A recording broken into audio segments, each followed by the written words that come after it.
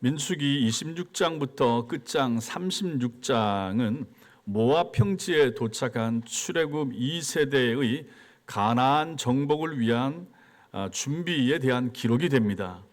출애굽 1세대는 이제 거의 모두 광야에서 죽었고 가나안에 들어갈 2세대의 이야기가 그려지고 있습니다. 그리고 민수기 전반부가 1장부터 25장까지이고 이제 후반부가 26장부터 36장까지인데 특징이 있습니다. 그 시작을 1장도 마찬가지고 오늘 26장도 마찬가지고 각각 인구를 세는 것으로, 인구 조사하는 것으로 시작한다 하는 것이죠. 우리는 이미 오래전에 민수기 1장에서 하나님께서 명하신 대로 인구 조사했던 것을 보았습니다. 그때 그들은 시내 광야에 머물고 있었고 때는 애굽에서 나온 지 한 2년 2개월 지나고 첫째 날, 이게 이제 민수기 1장 1절에 나옵니다. 그때 인구 조사를 했습니다. 그리고 이제 하나님께서 두 번째로 인구 조사 숫자를 세봐라 라고 명령하시는 때는 이미 38년의 시간이 지났습니다. 그리고 이제 모압 평지에서 저 요단강 건너에 가나안을 눈앞에 두고 있는 시점에 하나님께서 다시 한번 인구 숫자 한번 세보자, 세봐라 이렇게 명령하시는 것입니다. 오늘 이 말씀을 같이 나눌 때 하나님께서 여러분과 저에게 또 깨닫는 지혜와 은혜를 주시길 바랍니다. 먼저 우리는 오늘 말씀에서 인구 조사를 왜 하는가, 그 목적을 볼 필요가 있습니다. 하나님께서는 아까도 말씀드렸지만은 일찍이 시내산에서도 인구 조사를 명령하셨습니다. 그것은 이스라엘 백성들로 하여금 광야를 행군하는데 원활하게 하고 20세 이상으로 전쟁을 하게 될 때, 적들이 쳐들어올 때 그 전쟁에 나갈 만한 남자들의 숫자가 몇 명이 될 것인가를 알아보기 위하여 인구조사를 시켰습니다. 첫 번째는 전쟁에 나갈 남자의 숫자가 몇 명이나 되는가, 이게 중요했기 때문에 첫 번째 인구조사를 실시한 것이었습니다. 그런데 이제 이스라엘 백성들은 그 이후에 어떻게 됐습니까? 가나안 남쪽 경계 부근인 어느 지역에 이르렀습니다. 제가 이 설교를 할 때마다 자주 얘기하는 세 지점 포인트가 있습니다. 첫 번째 지점이 어디라고 그랬습니까? 시내산. 두 번째 지점이 어디입니까? 무슨 광야? 바란 광야, 가데스 바네아 혹은 가데스. 세 번째 지점이 어디라고 그랬습니까? 모압 평지, 모압 광야, 모압 평지. 이 세 지점. 이것이 이제 이 광야 이스라엘 백성들에게 있어서는 제일 중요한 지점이라 말씀을 드렸습니다. 시내산에서 계명을 받았고 바란 광야 가데스 바네아에서 정탐꾼을 보냈습니다. 그 가데스라고 하는 지역은 가나안 땅 아래쪽이죠. 접경입니다. 거기가 입구 쪽이 되는 거죠. 거기서 좀만 더 걸어가면 한 일주일, 열흘만 걸어가면 이제 완전히 들어가는 거죠. 그 지역에서 정탐꾼을 보냈습니다. 그런데 12명의 정탐꾼들 가운데 10명이 부정적인 보고를 하고, 여기 우리 못 들어간다, 너무 험악하다, 사람들이 너무 키도 크고 장대하고 싸우면 우리 집니다, 우리는 저들 앞에 비하면 메뚜기에 불과합니다, 이렇게 부정적인 보고를 하고 대다수의 이스라엘 백성들이 그 보고에 동조하고 우리 여기 못 들어갑니다, 돌아갑시다, 애굽으로 다시 돌아갑시다, 이렇게 말했죠. 하나님의 뜻을 살피는 일에 실패했던 것입니다. 이것은 하나님을 향한 반역이었습니다. 아니, 하나님께서 430년 전에 약속을 하시고 이제 이스라엘 백성들을 이끌어내시고 10가지 재앙을 통하여 통과하고 바닷물을 갈라 광야를 지나 이제 애굽을 지나서 나와서 광야를 지나 가나안 땅에 들여보내려고 하는 이 하나님의 원대한 계획 가운데 지금 보내시려고 하는데, 이스라엘 백성들이 자기들이 정탐꾼을 보냈다가 보고 도저히 못 들어갑니다 라고 부정적인 보고를 했다라고 하는 것은 하나님의 의지, 하나님의 뜻을 완전히 무시하는 것이 된다 하는 것이죠. 하나님 앞에 반역하는 것입니다. 하나님, 당신은 그렇게 한다고 할지 몰라도 우리는 못하겠습니다. 저 땅 너무 무섭고 험악합니다. 사람들 굉장히 덩치도 크고 우리는 싸우면 안 될 것 같습니다. 그래서 다시 애굽으로 돌아가겠습니다. 광야로 다시 돌아갑시다. 이렇게 했던 일이 바로 그때 벌어졌다. 가데스에서 일어난 반역 사건이었다. 여기에 하나님께서 진노하신 것입니다. 그래서 하나님께서 저들 1세대 20살 이상 된 저 사람들 데리고는 안 되겠구나 생각하셔서 너희들은 안 된다, 너희들 데리고는 내가 광야 못 들어가겠다, 한 38년 동안 너희들 이 광야에서 다 묻어버리겠다, 하나님은 이 생각을 하시고 가나안 땅 입국을 유보하신 채 광야 생활을 하게 하신 것입니다. 그리고 이제 마침내 그 광야에서의 38년의 시간이 다 지난 것입니다. 그리고 모압 평지에 이른 거죠. 이제 이 모압 평지에서 눈앞에 보이는 요단강을 건너면 가나안 땅이 되는 것이죠. 이제 여기서 하나님께서 모세를 통하여 제2차 인구 조사를 하게 하신 것입니다. 자, 그럼 이때 인구 조사는 왜 하게 하신 것인가? 첫 번째 인구 조사의 목적은 전쟁을 위한 남자들의 숫자를 세기 위해서 인구 조사를 했고, 지금 여기서는 왜 하는 것인가? 이때도 물론 전쟁의 목적도 있습니다. 그런데 보다 더 중요한 목적이 있는데, 그것은 가나안 땅에 들어갔을 때 땅을 배분하고 분배할 때 효율적으로 하기 위하여 어느 지파 사람들, 어느 종족 사람들, 어느 가문 사람들의 숫자가 몇 명인지, 그리고 그들에게 맞춰서 땅을 배분하기 위하여 숫자를 세어보라고 하신 것입니다. 이게 중요합니다. 그리고 이 땅 분배 원리가 오늘 26장 52절부터 56절 저 뒷부분에 이 원리가 잘 나와 있습니다. 이 원칙에 따르면 먼저 땅의 크기는 인구수를 근거로 해서 나눕니다. 그렇죠? 인구가 많은 지파 많은 땅을 주고 적은 지파 적게. 5절부터 51절에 나온 이 인구조사 결과에 따라서 수가 많은 지파와 가족에게는 많이 주고 적은 지파에게는 적게 주라 이렇게 명령하십니다. 그리고 55절과 56절 보시면 땅의 위치는 제비를 뽑아서 정하라 이렇게 말씀하십니다.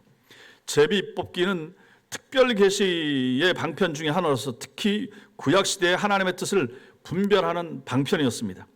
제비를 뽑는다라고 하는 것은 결정을 하나님께 맡기고 하나님 그 뜻에 따르겠습니다 하는 의미가 되는 거죠. 그리고 분배받은 땅에는 55절 말씀대로 그 땅의 이름을, 그 지파 조상의 이름을 붙이는 거죠. 단, 므낫세 이렇게 이름을 붙이는 거죠.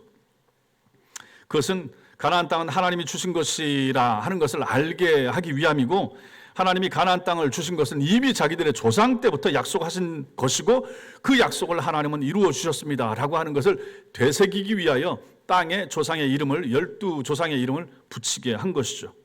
그리고 이제 그 땅에 살게 된 하나님의 사람들은, 이 이스라엘 백성들은 그들의 조상들처럼 하나님을 잘 믿고 섬기면서 살아야 했던 것입니다.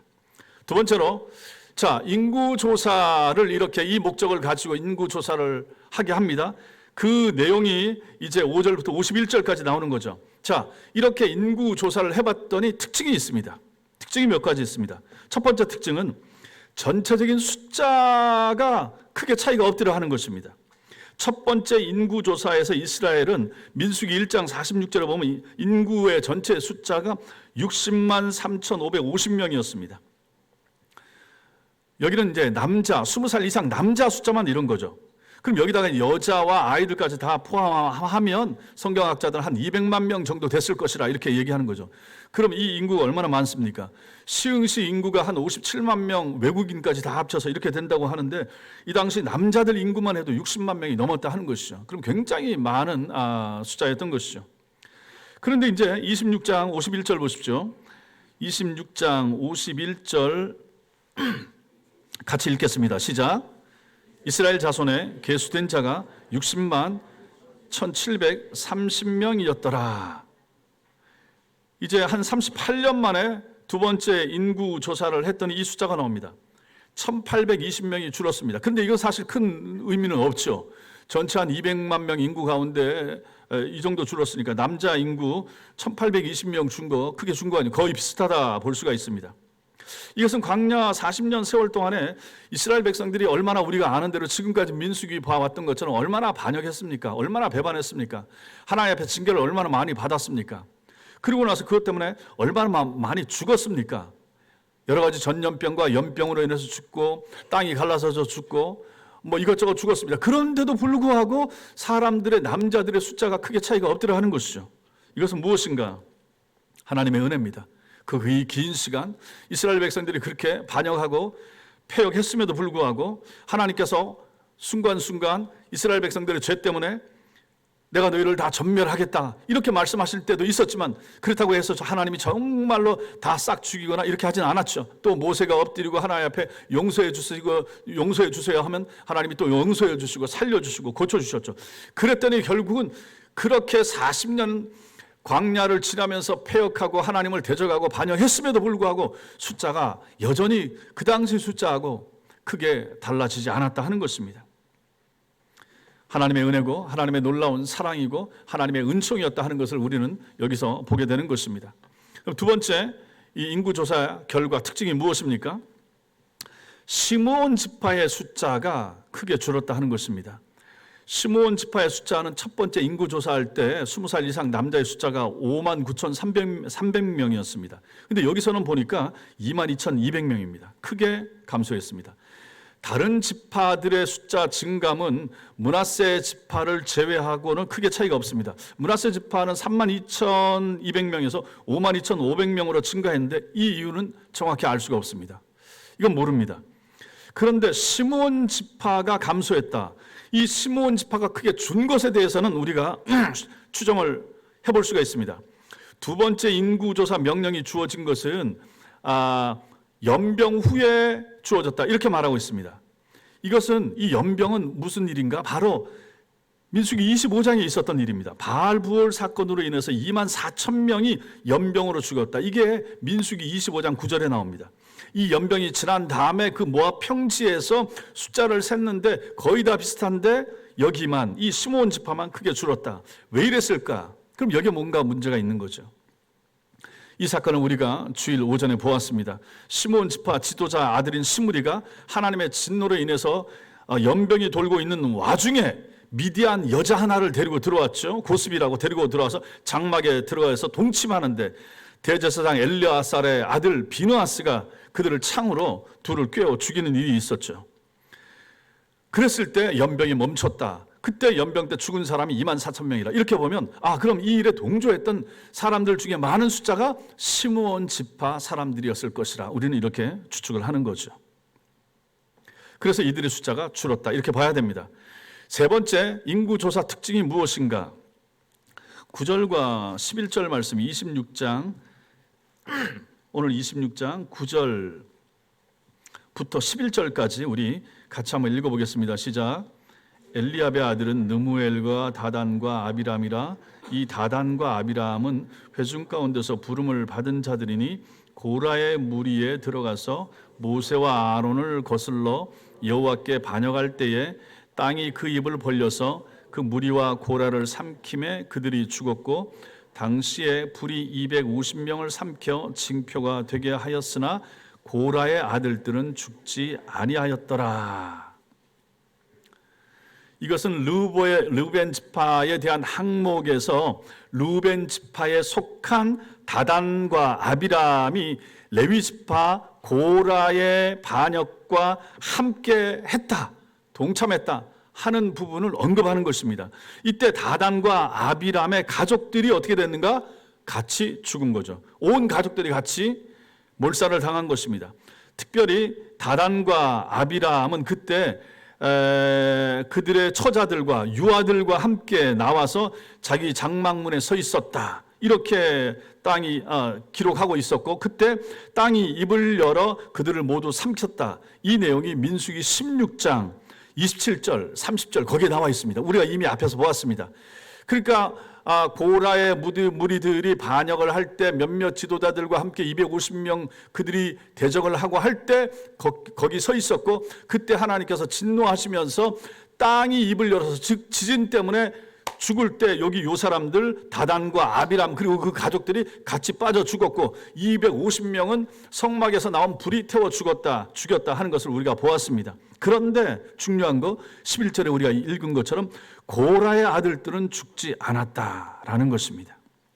이것은 다단과 아비람의 경우와는 달리 그러면 다단과 아비람의 경우는 그 아들들이 그 자식들이 그 아버지의 그 악행에 같이 동참했고 죽을 때 같이 저주받아 죽었다는 것입니다. 그런데 고라의 경우에는 가족들이 특히 그 아들들이 아버지 고라의 반역에 동참하지 않았다 하는 것을 우리가 알게 되는 것입니다. 아버지가 모세와 아론을 대적하고 덤벼들 때 당신들만 잘났습니까? 당신들만 하나님과 대화합니까? 우리는 못합니까? 라고 대들었을 때 고라가 그렇게 했을 때 고라의 아들들은 거기에 동참하지 않았다는 것입니다. 나중에 이 고라의 자손들은 어떻게 됩니까? 하나님의 집을 지키고 성전의 문지기가 되기도 했으며 찬송하는 사람이 되었고 성전에서 빵을 굽는 자로 섬겼고 우리 시편의 11편의 고라의 자손들의 시편이 그래서 남겨지게 된 것입니다. 그들의 조상, 그들의 아버지 고라는 하나님께 반역하여 벌을 받았지만은 그 자손들은, 그 아들들은 아버지의 집에 거하는 직분으로 쓰임받은 그러한 믿음의 사람이었다 하는 것을 오늘 말씀에서 보게 되는 것입니다. 이것이 바로 세 번째 특징입니다. 고라와 다단과 아비람이 반역했지만은 다단과 아비람의 자손들은 그 아버지의 반역에 동참하여 같이 하나님의 징계를 받아 죽었지만 이상하게도 고라의 자식들은, 고라의 아들들은 이 일에 동참하지 않았고 살아남았고 하나님의 백성으로서 성경의 이름이 남았다 하는 것입니다. 세 번째로 우리가 오늘 말씀을 통해서 봐야 될 것이 있는데 그것은 슬로브앗의 딸들의 믿음을 좀 볼 필요가 있습니다. 26장부터 36장이 민수기 후반부라고 말씀을 드렸죠. 이 민수기 후반부의 시작과 끝을 장식하는 인물들이 나옵니다. 그 인물들이 누군가? 딸들입니다. 여자들입니다. 슬로브앗의 딸들입니다. 우리는 두 번째 인구조사가 끝나는 자리에서 슬로브앗의 딸들의 이야기를 보게 되는데 이 슬로브앗의 딸들 36장 33절, 34절, 33절, 34절 같이 읽겠습니다. 시작. 민수기 26장 33절, 34절 시작. 헤벨의 아들 슬로보앗은 아들이 없고 딸뿐이라. 그 딸의 이름은 말라와 노아와 호글라와 밀가와 디르사니. 이는 므낫세의 종족들이라. 계수된 자가 52,700명이었더라. 이렇게 나옵니다. 여기 이 슬로보앗은 아들이 없고 딸들이 있는데 딸들의 이름이 여기 26장에서 나옵니다. 족보나 인구조사 결과에서 여인들의 이름, 여자들의 이름을 언급하는 것은 히브리의 관습상 매우 예외적인 일이 되는 거죠. 그리고 27장을 보십시오. 27장 보시면 27장 1절 시작을 요셉의 아들 므낫세의 종족들에게 므낫세의 현손 마그길의 증손 길르앗의 손자 헤벨의 아들 슬로보앗의 딸들이 찾아왔으니 그 딸들의 이름이 또 여기에 등장하고 있습니다. 이 27장은 슬로보앗의 이 5명의 딸들이 모세와 제사장 엘르아살과 지휘관들에게 와서 어떤 문제를 제기하면서 이거 좀 해결해 주세요. 컴플레인 하는 내용이 여기에 나온다 하는 것입니다. 그들의 문제 제기가 민수기 27장 3절과 4절입니다. 3절, 4절 같이 읽겠습니다. 시작. 우리 아버지가 광야에서 죽었으나 여호와를 거슬러 모인 고라의 무리에 들지 아니하고 자기 죄로 죽었고 아들이 없나이다. 어찌하여 아들이 없다고 우리 아버지의 이름이 그의 종족 중에서 삭제되리이까? 우리 아버지의 형제 중에서 우리에게 기업을 주소서 하매. 이게 무슨 말입니까? 우리 아버지 이름으로 받아야 될 땅, 우리 아들이 없어서 아들만 준다고 하는데 이거 불공평합니다. 딸들인 우리에게도 땅 주세요. 이렇게 모세에게서 모세 앞으로 나와서 이 일을 제기하고 있는 슬로보앗의 5명의 딸들의 모습을 본다 하는 것입니다. 근데 이 딸들이 뭐라고 말합니까? 우리 아버지가 광야에서 죽었는데 1세대에 속했던 거죠. 광야에서 죽었는데 여호와를 거슬러 모인 고라의 무리에 들지 않았다. 고라가 반역할 때 우리 아버지 거기 없었습니다. 우리 아버지가 죽은 것은 이스라엘 백성들이 가데스에서 정탐꾼들의 얘기 듣고 그 대부분이 다 동조했잖아요. 그래서 그것 때문에 우리 아버지도 광야에서 죽었지 고라 무리들처럼 저렇게 해서 죽지는 않았습니다. 그러니 나머지 모든 사람들처럼 우리도 우리 아버지 몫의 땅을 우리에게 주세요. 이렇게 말하는 것입니다. 이제 가나안 땅에 들어가게 될 사람들은 여호수아와 갈렙 2사람밖에 없습니다. 1세대 사람들 중에서는 심지어 모세도 가나안 땅에 못 들어가고 죽지 않습니까? 그러한 이런 상황 가운데서 땅 달라고 이유를 제기하는 것입니다. 자기 아버지가 크게 죄 진 것이 없으니까 그거 문제될 거 없습니다. 이렇게 이제 말하고 있는 거죠. 고라의 반역과 같은 심각한 반역죄를 치면 어떻게 됩니까? 그 경우에는 그들의 모든 소유물과 땅이 전부 다 뺏긴 거죠. 아버지의 재산권과 소유권까지 박탈당하게 되는 거죠. 그런데 자기 아버지는 그런 죄를 저지르지 않았기 때문에 그럴 일이 당할 일이 없기 때문에 우리 아버지 이름으로 땅을 주세요. 만약에 우리가 딸만 있다고 해서 아버지의 기업, 슬로브앗 아버지의 기업이 안 주어지게 되면 우리 아버지 이름이 사라지게 될 것이고 그런 일이 일어나지 않도록 딸들인 우리에게도 그 권리를 허락해 주세요 라고 얘기하는 부분이 되는 것입니다. 이렇게 되자 이 문제가 처음 이런 문제가 생기게 된 거죠. 그랬더니 모세가 어떻게 결정해야 할지 몰랐고 이것을 가지고 하나님께 아뢰었다. 5절에 모세가 그 사연을 여호와께 아뢰었다, 기도했다 하는 것입니다. 그랬더니 하나님께서는 이 슬로보앗의 딸들의 요구로 인해서 땅 분배에 있어서 중요한 원칙을 정해주십니다. 8절에 아들이 없이 죽은 사람의 기업은 딸들에게 상속하라. 9절에 딸도 없으면 죽은 사람의 형제에게 상속하라. 10절에 죽은 사람의 형제도 없으면 그 아버지의 형제에게 상속하라. 11절에 아버지의 형제도 없다면 가장 가까운 친족에게 상속하라. 이 법이 이제 여기에 정해지게 된 것입니다. 성도 여러분, 여기서 중요한 게 있습니다. 뭡니까? 이 말씀은 단순히 구약 시대에도, 구약 성경에도 지금으로부터 3,400년 전에도 여성들의 권익 보호를 위한 내용이 성경 속에 있구나, 이 내용을 보는 것이 아닙니다. 이게 중요한 게 아닌 거예요. 집안에 아들이 없다는 이유로 이스라엘 내에 어떤 가정도 하나님이 주실 약속의 땅을 분배받는 일에서 소외되거나 제외되는 일이 없도록 하라 하는 것입니다. 이게 중요한 것입니다. 딸이고 아들이고 중요한 것이 아니라 땅을 나눔에 있어서 이스라엘 백성들이 하나님께서 허락하신 가나안 땅에 들어가서 땅을 배분받게 되는데 아들 있는 집만 주는 것이 아니라 아들 없다고 해도 그 아버지의 이름으로 딸들에게도 땅을 주라는 것입니다. 이것을 얘기하는 거예요. 이게 굉장히 중요하다 하는 것입니다. 이스라엘 백성들에게 있어서 땅이 얼마나 중요합니까? 가나안 땅이 얼마나 중요합니까? 하나님께서 그토록 주시겠다고 약속하신 약속의 땅이 가나안 땅 아닙니까? 근데 그 땅에 들어가는데 전부 다 아들들에게만 땅이 상속되는 것이 아니라 아들이 없을 수도 있잖아요. 하나님이 아들 안 주는 집안이 있을 수도 있잖아요. 아예 자식이 없는 집안도 있을 수 있잖아요. 그럼에도 불구하고 그들 가운데 그런 일을 만났을 때 딸들만 있다고 해서 약속의 땅 가나안 땅에 들어가서 땅을 하나님이 약속대로 주시는 일에 있어서 제외되거나 딸만 있다고 해서 소외되는 일이 없도록 땅을 충분히 정상적으로 분배하라. 하나님이 이렇게 말씀하시는 것입니다. 땅의 분배, 땅의 기업, 이 기업의 분배 중요하다. 하나님의 약속의 성취이기 때문에 이게 중요하다 하는 것이죠. 또 하나 중요한 것은 무엇인가? 슬로보앗의 딸들이 가진 이 믿음이 얼마나 중요한가? 이 믿음과 소망. 보세요. 이스라엘 광야 백성들 1세대에게서 있어서 그들은 이런 믿음이 잘 없었습니다. 부모 세대는 가나안 접경인 가데스에서 보낸 정탐꾼들의 보고를 듣고 이스라엘 백성들 중에 많은 사람들이 어떻게 생각했습니까? 이것은 우리를 죽이는 땅이야. 저 땅 들어가면 가나안 땅 젖과 꿀이 흐른다고 하셔서 그렇게 하나님 말씀하셨지만 정탐꾼들이 정탐하고 돌아온 내용 보면 우린 들어가면 죽어. 저 땅 못 가. 이렇게 말했다는 것입니다. 악평하는 거죠. 그러면서 애굽으로 돌아가자. 다시 우리가 있었던 애굽으로 돌아가게 해주세요. 이렇게 얘기했던 것입니다. 뭐가 없는 겁니까? 믿음이 없는 것입니다. 그런데 그들의 자녀 세대인 슬로보앗의 딸들은 그렇게 하지 않았습니다.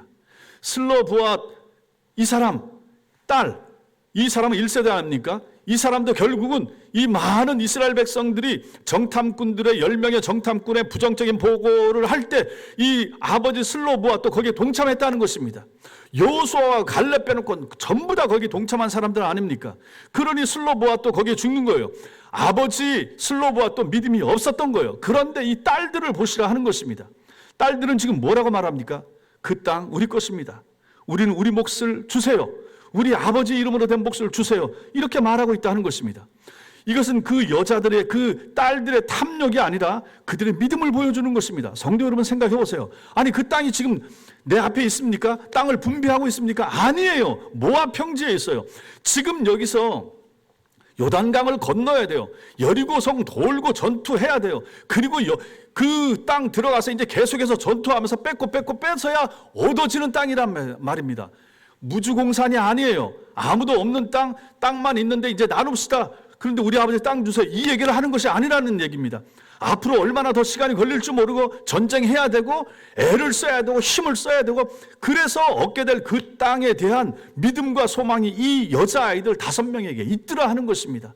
그 아버지와 1세대 사람들에게 없던 가나안 땅을 악평하고 못 들어갑니다, 죽이는 땅입니다 라고 1세대는 말을 했지만, 아니 이 2세대로 태어난 이 딸들이 어떻게 이런 믿음이 생겼는가? 아버지에게 없던 믿음이 딸에게는 믿음이 있었더라 하는 것입니다.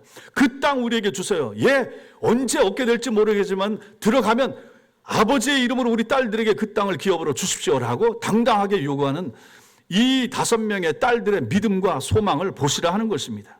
이것은 저들의 신앙 고백이 되는 것입니다. 부모들은 하나님을 잊어버리고 그들의 탐욕과 불신 때문에 죽어갔지만 그들의 자녀들은, 이 딸들은 하나님을 믿고 의지하고 소망하고 있었다 하는 것입니다. 그들은 하나님이 그들 조상에게 약속하신 땅을 주실 것을 확실히 마음에 믿었고 소망 중에 저거 우리 땅이다.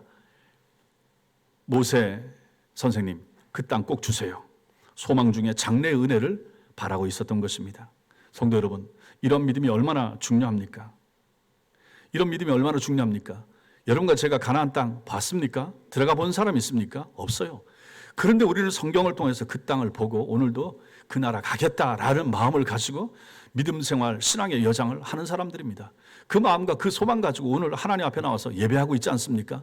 세상 사람들은 천당과 지옥을 믿는 우리를 우스워하고 조롱하지 않습니까?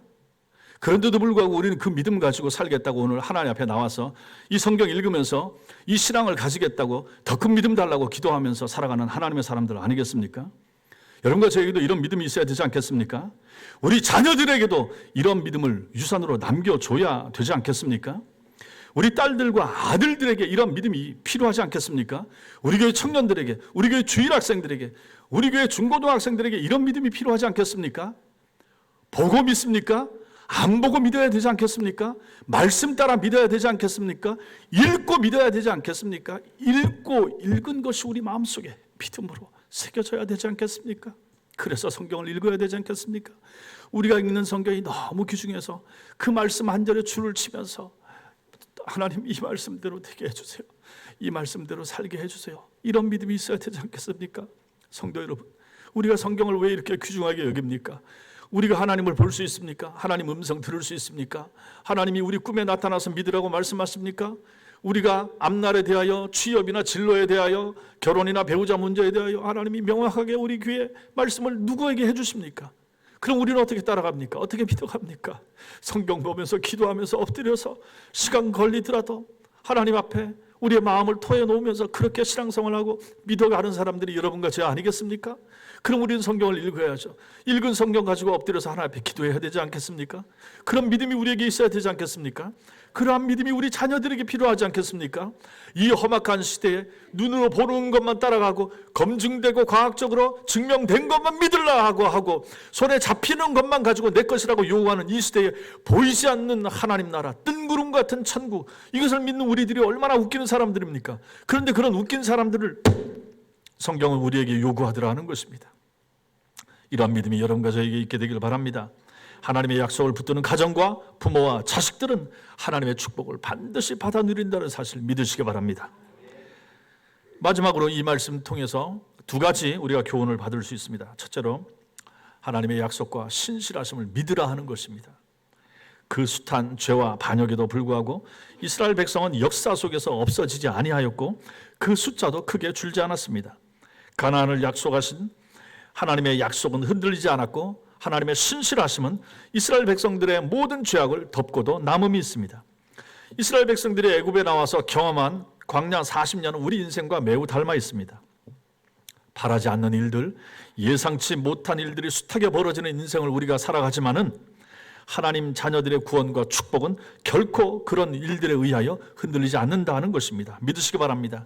세상이 어떻게 변하고 여기저기서 전쟁의 소문이 들린다고 해도 하나님의 백성의 구원은 확실하다는 것입니다.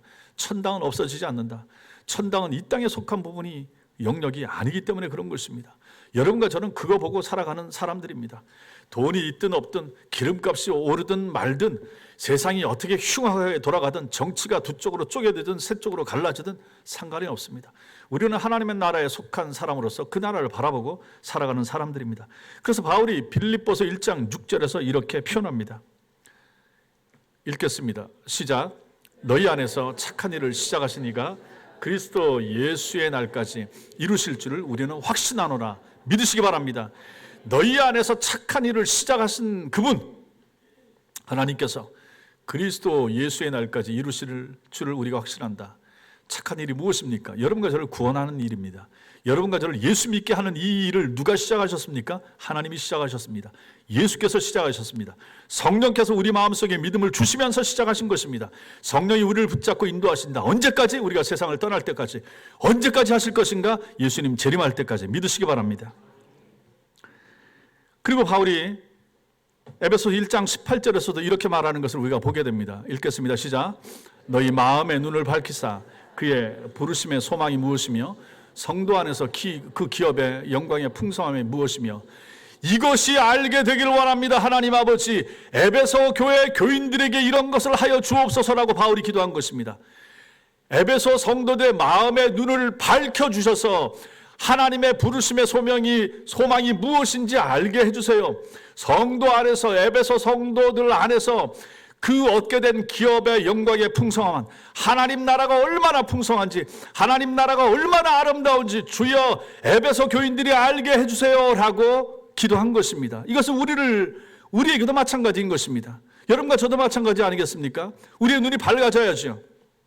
그래서 하나님이 나를 부르신 소명이 무엇인지 우리는 아는 것이 필요합니다. 그리고 하나님 나라, 그 나라가 얼마나 풍성한지, 그 나라가 얼마나 아름다운지 우리가 알아야 되지 않겠습니까? 이것을 아는 사람들, 이것을 소망하는 사람들, 이 사람들이 바로 하나님의 사람들이라 하는 것입니다.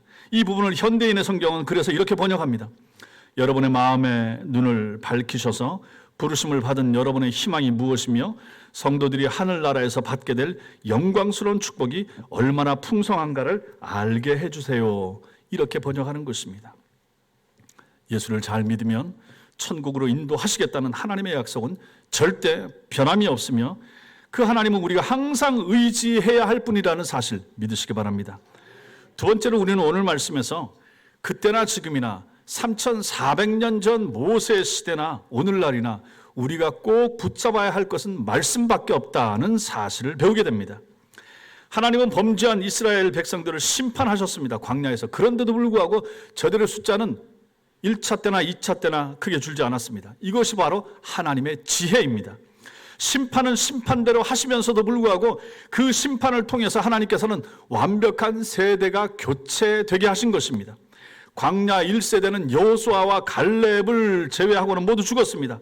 출애굽의 1세대는 전부 다 애굽 출신입니다. 비록 노예였지만 그들은 애굽에서 살았습니다. 당시 세계 최고의 나라에서 저들은 살았다 하는 것입니다. 애굽에서 살았던 경험을 가진 사람들이 출애굽 1세대들입니다. 그들은 출애굽하면서 모세를 통한 하나님의 능력과 기적을 생생하게 체험한 사람들입니다.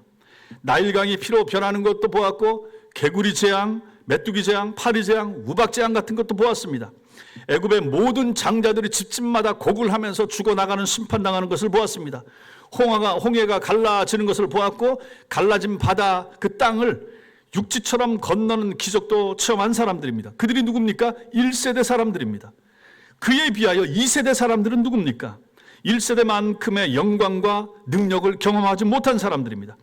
그들은 당시 제1의 문명을 자랑하던 애굽에서 살아본 적도 없었으며 할례를 받지도 못했고 출애굽의 기적도 오직 귀로 듣기만 했습니다. 그런데 하나님께서는 출애굽 1세대가 아니라 거의 기적도 그러한 탁월하고 놀라운 성경에 많이 드러나고 있는 그런 기적도 경험하지 못하고 오직 말씀 하나로 모세를 통하여 말씀을 통하여 하나님을 보고 듣고 배웠던 이 세대들을 사용하여 이들을 붙잡고 이제 가나안 땅에 들어가게 하시는 것입니다. 탁월한 종교적인 체험이나 외국 생활의 경험이나 탁월한 세상의 어떤 지혜나 이런 것이 하나도 없어도 사람이 떡으로만 사는 것이 아니라 여호와의 입으로 나오는 말씀으로 산다는 믿음을 가진 사람들을 통하여 하나님께서는 당신의 일을 이루시더라 하는 사실을 믿으시기 바랍니다. 이 사람들이 필요한 것입니다. 광야 연단은 바로 이거 하나 알려주는 것입니다. 말씀을 붙들라 하는 것입니다. 만나와 메추라기가 중요한 것이 아닙니다. 구름 기둥과 불 기둥이 중요한 것이 아닙니다. 중요한 것은 모세를 통하여 하나님이 주신 하나님의 메시지, 하나님의 말씀이 중요했다 하는 것입니다. 지나온 40년의 광야 생활은 애굽의 노예의 근성을 버리고 하나님의 말씀을 붙들고 살아가는 법을 배우는 시간들이었습니다. 이게 중요했다는 것입니다. 먹을 것이 없고 마실 물이 없고 입을 옷이 없어도 우리는 하나님 말씀만 있으면 살 수 있다. 믿으시기 바랍니다. 이것이 바로 하나님이 원하시는 주의 백성들의 모습이 된다 하는 것입니다. 광야에서 그들이 살아남았다면 어디에선 늘 살아남지 못하겠습니까?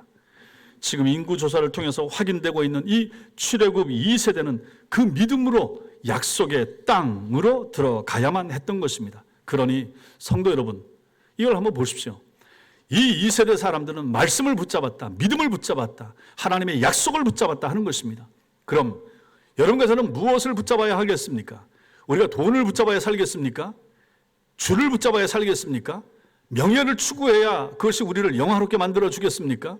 이 땅에서 우리가 추구하고 붙잡고자 애를 쓰고 손을 내밀고 손을 뻗고 그토록 애쓰면서 밤잠 자지 못하면서 건강을 상해 가면서 우리가 붙잡으려고 애를 쓰는 것이 무엇이어야 하겠습니까? 그런 것들은 아니더라 하는 것입니다. 말씀하려면 된다는 사실 믿으시기 바랍니다. 말씀을 붙잡아야 삽니다. 하나님 말씀을 붙잡아야 삽니다. 이것은 3000년 전이나 2000년 전이나 지금이나 지금으로부터 1000년의 시간이 더 지나도 변함이 없는 진리가 될 것입니다.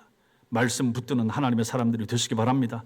여러 가지 많은 것을 붙잡으려고 하다 보면 하나님의 말씀이 희미해지게 되는 것입니다. 이것도 붙잡고 저것도 붙잡고 세상에서 이것저것도 붙잡고 그 중에 하나 교회도 붙잡고 말씀도 붙잡고 이렇게 하려고 하다 보면 여러 가지 중에 하나가 되기 때문에 힘이 없어진다 하는 것입니다. 그래서는 안 된다 하는 것이죠. 사랑하는 성도 여러분, 두 번째 인구 조사를 통해서 여기서 우리가 깨닫고 배우는 것이 무엇입니까? 여러 가지가 있을 수 있고 중요한 것이 있을 수 있지만 제가 오늘 말씀을 통해서 보는 것은 마음의 결단, 믿음의 결단을 하시라 하는 것입니다. 신앙의 결단이 중요합니다. 여자 성도 여러분, 딸들 여러분, 남자 성도 여러분, 아들 여러분, 고라와 비교되는 고라의 아들들을 보십시오. 슬로부앗과 비교되는 슬로부앗의 딸들을 한번 보십시오. 자식들의 세대가 부모들의 세대보다 훨씬 나은 것을 우리는 여기서 보는 것입니다. 훨씬 탁월합니다. 부모 세대는 여러 가지를 많이 경험하고 많은 기적을 체험했지만 믿음이 없었습니다. 하나님과 그 말씀을 의심하고 대적하고 하나님이 주시려고 하는 땅을 거부했지만 그들의 자녀들은 달랐다 하는 것입니다. 고라의 아들들은 하나님과 하나님의 종의 권위에 순종하고 성전 중심의 삶을 잘 살았고 신앙 고백을 담은 시편을 여러 편 남길 정도로 탁월한 믿음을 가졌던 사람들입니다. 어쩌면 그런 아버지 밑에서 이런 아들들이 태어날 수 있는가? 어쩌면 이런 후손들이 태어날 수 있을 것인가? 한번 생각을 해보십시오. 우리의 자녀들이, 우리의 아들과 딸들이 이런 사람들이 되어야 되지 않겠습니까? 우리의 딸들이 아버지 이름으로 된 그 유산을 주세요. 믿음의 유산을 주세요. 신앙의 유산을 남겨주세요. 이런 요구를 할 수 있는 우리의 딸들이 되도록 가르쳐야 되지 않겠습니까? 재산 남겨주려고 애쓸 필요가 없다는 것입니다. 땅에서 뭔가 이름을 새겨서 남겨주는 그것은 크게 의미가 없어지는 거예요. 신앙의 유산이 중요하고 믿음의 유산이 중요하고 기도하는 아버지의 본, 말씀 따라 살라고 애를 썼던 어머니의 본을 남겨주는 것이 우리 자녀들을 살게 하는 것이라고 성경은 그토록 많이 말하고 있다는 사실을 믿으시기 바랍니다. 신앙의 결단이 필요합니다. 믿음이 필요합니다. 우리가 신앙 좋은 아버지가 돼야 됩니다.